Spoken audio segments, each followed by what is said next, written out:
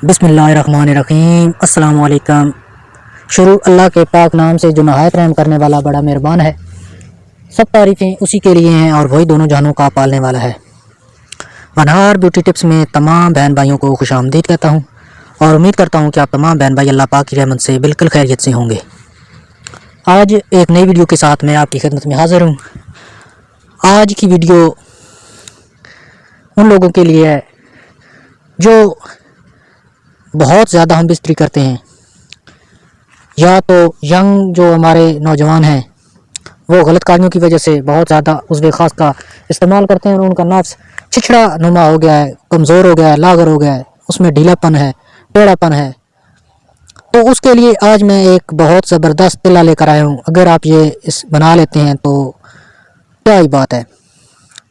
इससे पहले कि मैं आपको वीडियो की तरफ लेके जाऊँ, मेरी तमाम दोस्तों से रिक्वेस्ट है कि हमारे इस चैनल को सब्सक्राइब कर लें और साथ लगे बेल आइकन को लाजमी प्रेस करें ताकि मुस्तकबिल में आने वाली जो वीडियो हैं वो आपसे मिस ना हो सके।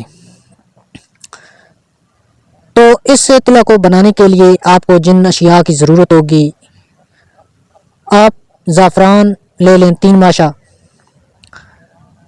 दारचीनी का जो तेल है वो भी 3 माशा ले लें और बैर बूटी 5 से 10 दाने 10 अदद वो ले लें और 20 ग्राम जैतून ऑयल आप ले लें। सबसे पहले आपने जैतून के तेल को आपने चूल्हे पे नीम जो आग है वो जलानी है और उसके ऊपर आपने रख देना है और उसके अंदर बेर बूटी आपने डाल देनी है। 10-12 मिनट आपने इसको गर्म करना है। उसके बाद ज़ाफ़रान भी उसके अंदर ऐड कर दें और दारचीनी का जो ऑयल है वो भी उसके अंदर ऐड कर दें। तकरीबन 1 घंटा आप उसको चूल्हे पे गर्म करें। जब ये तमाम अशिया अपना असर छोड़ दें, आग को हल्का ही रखना है। उसके बाद इन चीज़ों को डालने के बाद आप नीचे उतार लें और किसी बर्तन या किसी शीशी के अंदर उसको महफूज कर लें।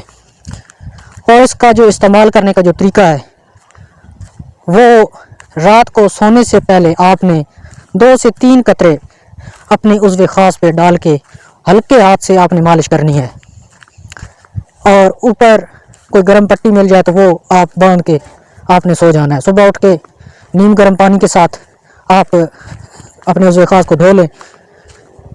इसको चंद दिन इस्तेमाल करें और फिर इसके रिज़ल्ट आप देखें। 100% रिज़ल्ट आपको मिलेंगे। बहुत ही अच्छा तिला है और आपकी जो परेशानियां हैं, इस मसले पे आप परेशान हैं तो वो हमेशा के लिए जो है ना ख़त्म हो जाएंगी। लेकिन कोशिश ये करें कि दोबारा गलत काम करने से बचें। तो मैं उम्मीद करता हूँ कि आज का ये सादा सा नुस्खा आपको ज़रूर पसंद आया होगा। पसंद आया तो वीडियो को लाइक करें, अपने दोस्तों में शेयर करें और हमारे इस चैनल को सब्सक्राइब करें। शुक्रिया।